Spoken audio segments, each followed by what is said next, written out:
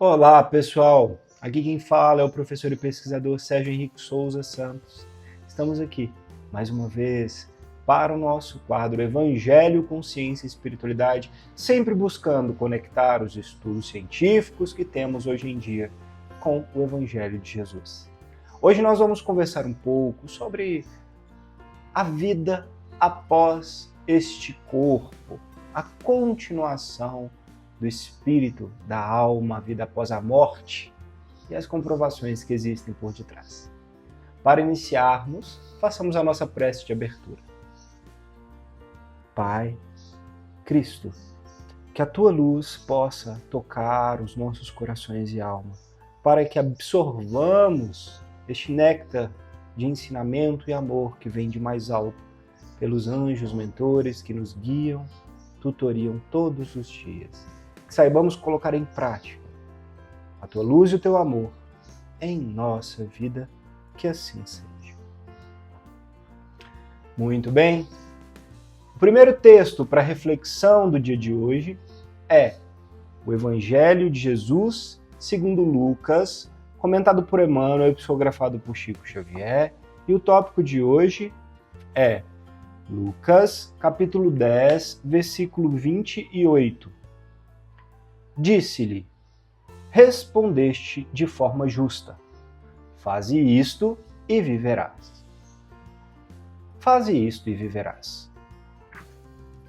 O caso daquele doutor da lei que interpelou o mestre a respeito do que lhe competia fazer para herdar a vida eterna reveste-se de grande interesse para quantos procuram a bênção do Cristo. A palavra de Lucas é altamente elucidativa.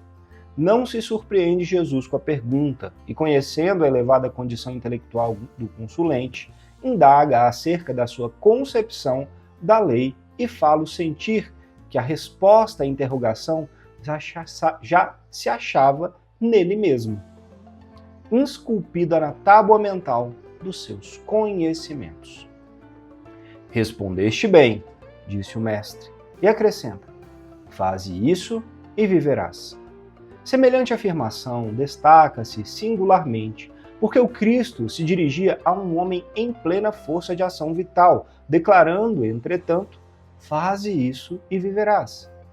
É que o viver não se circunscreve ao movimento do corpo, nem à exibição de certos títulos convencionais.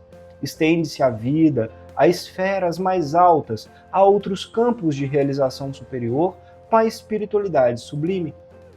A mesma cena evangélica diariamente se repete em muitos setores.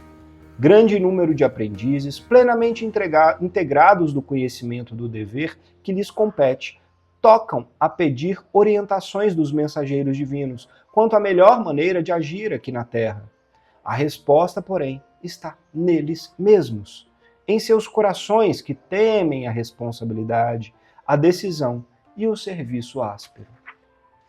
Se já foste banhado pela claridade da fé viva, se foste beneficiado pelos princípios da salvação, executa o que aprendestes de nosso Divino Mestre. Faze isto e viverás. Que assim seja.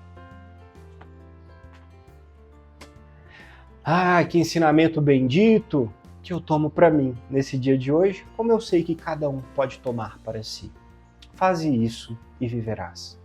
Jesus, como bem explicou Emmanuel, não está falando da gente continuar vivendo somente aqui no corpo físico nessa vida, mas viver de alma intensamente, aproveitar as oportunidades, crescer, evoluir. É o viver que é eterno, que transcende o corpo físico. É isso que Jesus vem ensinar. Quando nós todos voltamos aqui para esta vida na Terra, estamos aqui, já viemos com as nossas diretrizes e normativas, as nossas necessidades e programações gravadas no nosso ser. Só que com tanto materialismo, com tanta facilidade de se apegar às coisas sensoriais da matéria, prazeres, passatempos, dores e aflições que muitas vezes nós mesmos criamos, nós nos perdemos da nossa essência. Nos desconectamos daquilo que viemos fazer. E aí, nós temos que fazer um trabalho de volta para casa. Utilizar ferramentas como meditação, caminhar na natureza, refletir sobre o dia passado, refletir sobre os últimos tempos de nossa vida e pensar, o que eu estou sentindo? Se eu estou com problemas, o que está faltando? E via de regra, a resposta está associada com a vivência daquilo que faz sentido para a nossa vida, que nunca acaba aqui nesse corpo, que continua sempre. Então, muitas vezes pode ser ou está associado com o servir, o trabalho, seja o trabalho intelectual para ajudar outras pessoas, não somente para nós mesmos, seja o trabalho de ir colocar a mão na massa e ajudar pessoas mais necessitadas, seja o trabalho em família, seja o trabalho para a sociedade de alguma forma, no que nós já fazemos. Mas todos temos demandas, todos sabemos onde o nosso calo aperta, aonde nós temos ainda fraquezas a serem trabalhadas. E é com o serviço, esquecendo as dificuldades, entre aspas, que todos possuímos, as dores que todos possuímos, mas fazer o que precisa ser feito. Então o chamamento desse evangelho de hoje é para seguir vivendo, mas não vivendo aqui no corpo somente, vivendo de alma, vivendo fazendo o que é necessário para crescermos e nos conectarmos com Deus, a nossa essência, né? Trabalhar, servir e com certeza o céu nos ajudará. E dentro desse contexto, temos o nosso querido livro Palavras Amigas, ditado pelo irmão Expedito e psicografado por Júlio Carvalho. O tópico de hoje é Diante dos que partiram.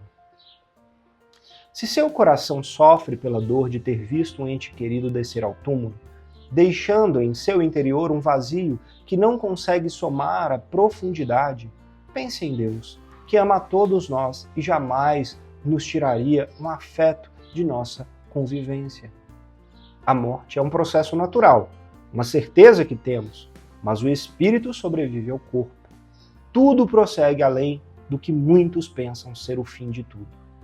Regozijai o vosso coração e alegrai-vos por saber que quem amamos continua a pulsar vida e amor no outro plano da existência. Fazendo assim, com certeza, criará em torno de si, pela fé, uma guarida de luz que nos conforta e nos dá força para irmos adiante na caminhada. Diante dos que partiram, esforcemo-nos por oferecer carinho e serenidade através da prece e da certeza de que um dia nos reencontraremos. Guardar dentro de nós uma base segura, trazida pela verdadeira fé, nos fará seres mais esperançosos, que mesmo tendo saudade no peito, teremos também uma força que vem de Deus para que cumpramos com nossos deveres espirituais e permitir que amanhã reencontremos na verdadeira pátria aqueles que foram caros aos nossos corações. Que assim seja. Essa certeza que precisamos tanto cultivar. Porque no nosso mundo, que ainda é de provas e expiações, com tantas dores, dificuldades e problemas, esquecemos muitas vezes, como acabamos de refletir no Evangelho, a essência, o que é o principal que veio gravado na nossa missão de evolução, na nossa alma, né? E quando nós deparamos com as dores, os medos e a perda de pessoas queridas aqui na matéria, nós podemos ter a fé oscilante, vacilando muitas vezes. Mas é sentindo, refletindo, estudando e fazendo aquele silêncio interior de meditação íntima mesmo, nada, muito grande, mas nas nossas orações, na conversa com Deus dentro de nós, que nós passamos gradativamente a sentir a essência divina, continuando naquele ser amado que não está aqui fisicamente ao nosso lado. Desafiador? Sim.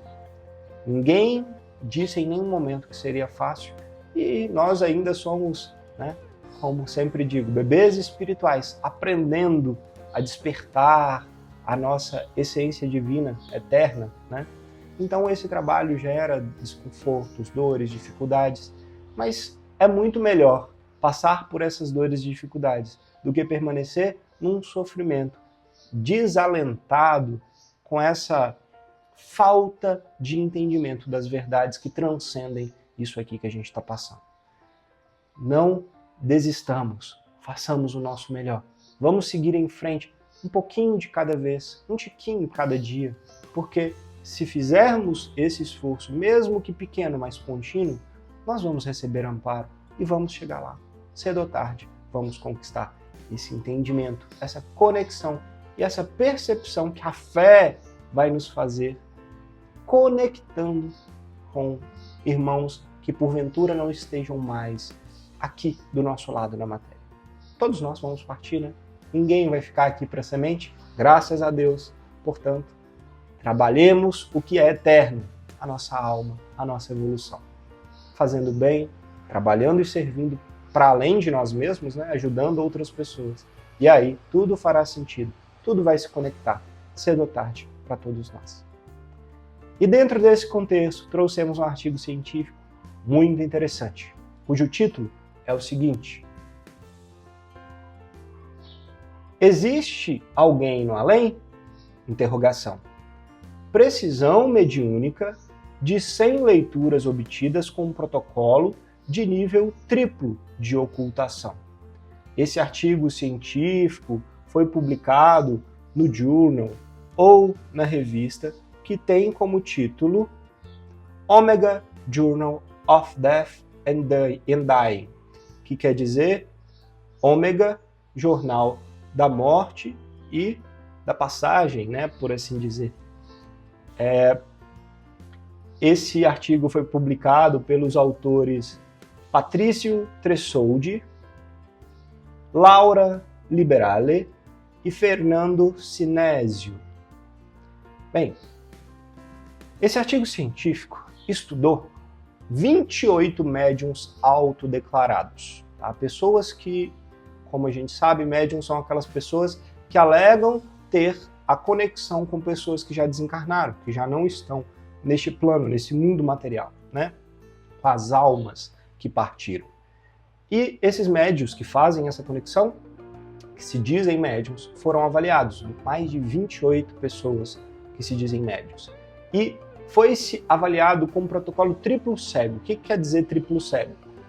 A pessoa entrevistada ou participante não sabiam quem eram os demais, o pesquisador não sabia quem era o entrevistado, então as respostas foram atribuídas números, letras, né? 1, 2, A, B, C, e isso distribuído. E a pessoa terceira, que faz interpretação dos dados, também não sabia de onde veio essas informações. Então, triplo cego. 3 pessoas, né? As entrevistados, um que é o pesquisador, que não sabia quem entraria em cada grupo, e o terceiro, uma terceira pessoa que vai interpretar os dados estatísticos e avaliar se tem diferença ou não. Então, é um tipo de protocolo clínico muito importante, onde se evita fraudes por não se saber, né, quem está dando origem a cada informação. E no final das contas, o que esse estudo fez foi pegar 100 mensagens que essas pessoas receberam e avaliar quanto à confiabilidade, ou seja, se aquelas informações recebidas na mensagem eram acuradas. Isso foi validado com pessoas que ficaram, né, entes queridos, verificadas sempre se não eram informações, digamos assim, possíveis de serem pesquisadas na internet, obtidas de alguma forma, né? Foram validadas com relação à porcentagem de erros e acertos, porque nem 100% sempre são totalmente certeiras, né? E foram validadas com relação a essa capacidade de cegamento, né? De não ser possível detectar essas informações de outra forma. Bem, no final das contas, considerando esses parâmetros, os pesquisadores chegaram à conclusão de que a grande maioria das respostas estava correta, ou seja, e que eram informações recebidas realmente que não poderiam ter informações acessadas daqui, que quem partiu só poderia trazer essas informações, isso confirmado pelos parentes, né, que receberam as mensagens e verificaram as informações.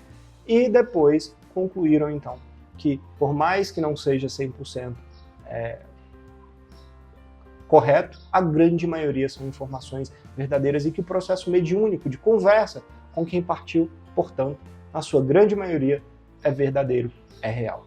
Bem, Onde há fumaça, há fogo, né? Como a gente disse, Deus nos dá aí as ferramentas para irmos gradativamente usando essa ciência nossa, que é tão materialista ainda, mas de forma que possamos adaptar e ir investigando os fenômenos que transcendem a matéria, né? Que estão além dessa casca densa do nosso mundo. Façamos então a nossa prece de encerramento. Senhor Deus, gratidão por nos permitir aprender e colocar em prática os teus dizeres e ensinamentos no nosso dia a dia. Que a tua luz possa transmutar e transbordar a nossa vida e que não nos falte força, alegria e coragem para seguirmos. Abençoe aqueles que mais sofrem, todos aqueles que nos acompanham nas suas necessidades. Que assim seja. Gratidão a vocês pela oportunidade de conversarmos mais uma vez. Namastê e até a próxima.